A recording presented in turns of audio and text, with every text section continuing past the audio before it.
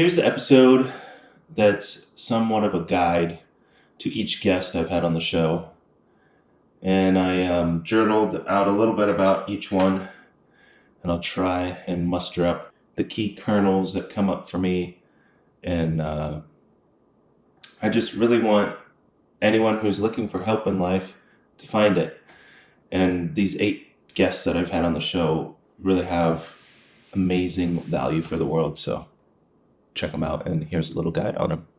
All right, so the first episode is with Amari Tuakli.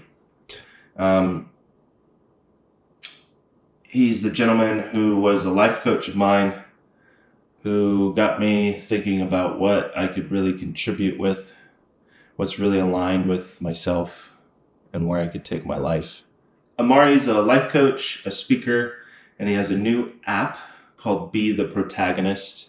And if anyone's out there looking to set goals for themselves and need a little help, that app could do it, so check it out. But the real thing that sticks with me from Amari is that he understands that every individual, we get to interpret the events that happen in our lives, and we could choose to make the meaning behind the events. No matter what, we're making meaning of what the event means to us, and we get to choose what it means, and we could really choose to make that meaning a projector, a catapult into goodness, into endurance, into strength, into learning, into growing. There's great power in how you interpret things, and I've learned a lot of new ways of doing that with Amari. So if anyone's looking for direction in their life, to get to know themselves better, to understand, what helps them tick, check out Amari's episode. Kaizen is episode 2, and his name means something like getting a little better every day. It's a Japanese word, I believe, is its origin. And I think that very thing is what the world needs today, is using skill sets that both Amari and Kaizen know and understand and teach, and getting a little better every day. Like, as long as we're headed in the right direction, then do a little bit more of it every day. That's what we need in the world so much right now. I feel that this virtue that Kaizen has named himself after goes along with him, as he's more of a journalist today, and his career path that he's done since this episode. Both Kaizen and Amari are welcomed me into their little studio space to film those first 2 episodes, and I'm forever grateful for it. And they're both just so smart and upright and upstanding. They're just great guys, and I had a lot of fun making those episodes with them. All right, the next episode is Dale Willihan. At the time, he worked at 4-Day Workweek Global. It was an agency that helped other organizations roll out either trial 4-day work weeks or full-time 4-day work weeks. I think I just cold Instagram messaged Dale, and he was down to do some random guy's new podcast. So I'm super happy that he said yes. I think that he's doing incredible work. He's now a professor teaching wellness, among other topics. But he's still working with, time as a metric and as a value, as a way to instill wellness. So Dale's episode is really about time, and we talk about the benefits of a 4-day work week, and I'm fully on board. with that notion, I think we could do a three-day work week if we really put our minds to it. It covers all the benefits that people go to when they have extra time.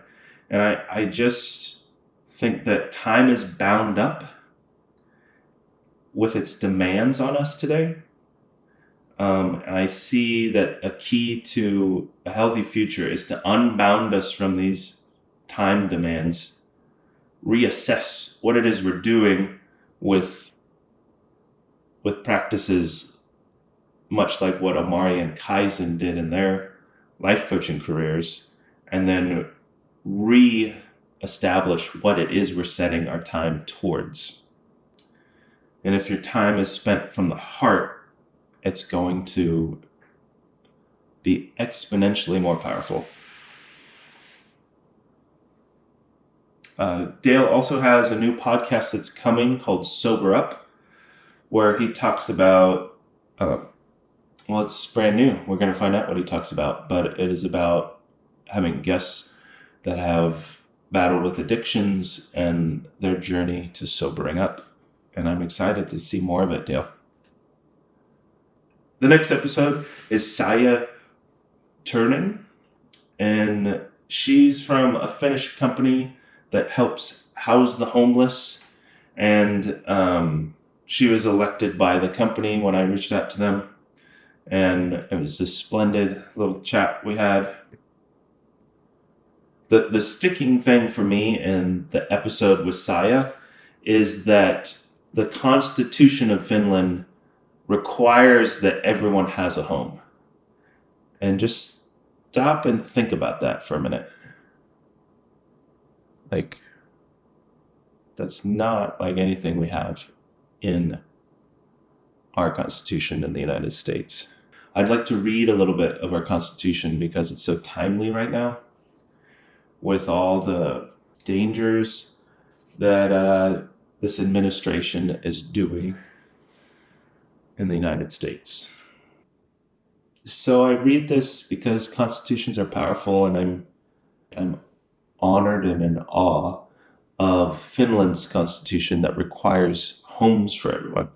I just would like to read a little bit from the United States Constitution.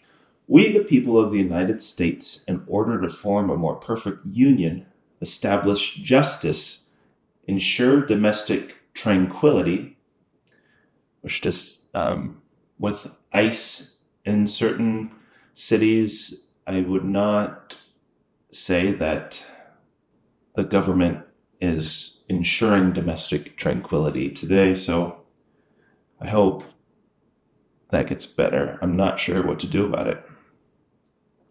It continues, provide for the common defense, promote the general welfare, and secure the blessings of liberty to ourselves and our posterity. That's our offspring, I believe. Do ordain and establish this Constitution for the United States of America. I just think they did a good job writing the Constitution. Now we just have to uphold it. All right, the next episode is Majid. He's a professor in Australia who works on optimizing traffic, creating safer cities, and he actually gets to do a lot of that in Melbourne. The topic of traffic is what actually birthed this show. I was sitting stuck in traffic near Google in the San Francisco Bay Area, just thinking, well, all this traffic is because of the tech industry, and we're all wasting our time sitting here. And why don't they fix it?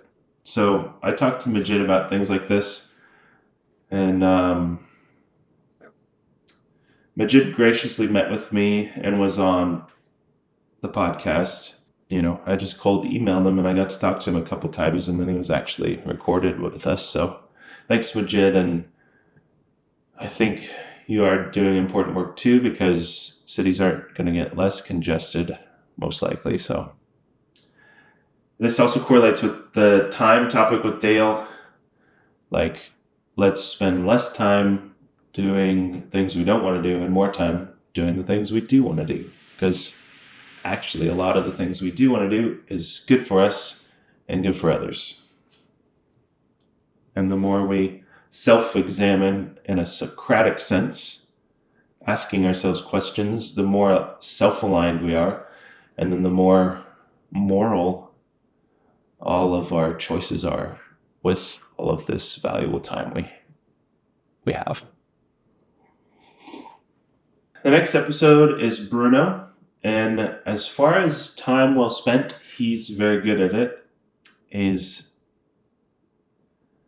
I feel like his moral actions are very high as far as what I understand. Last I checked, his career is still with the organization that uses movies to influence culture to make positive change. His main example that he uses to break the ice into this topic is like a designated driver, which is a really good idea to keep drunk people safe, was invented by a movement, and then it got put into movies. There was no designated driver before that. So there's more of that, and it's about instilling a right view of climate change is what they focus on. He also, in his free time, mentions that he supports artists, and he also throws their statues in the ocean to support coral reef rejuvenating. So that's just his free time. So thank you, Bruno, for fighting the good fight. The next episode is Megan's episode. Since the episode, I believe she's changed her name to Renee, and her Instagram handle, everyone should check out. It's the PlayRxCure on Instagram. She does really important work. If play isn't natural to you or in your culture or in your family culture or identity, you need a practice of it because it's going to help you stay sane and do better in life. Play for me is really critical. I'm always very serious. So if anyone out there is all the time serious, check out Megan's episode. I say Megan because it's titled that on my YouTube channel.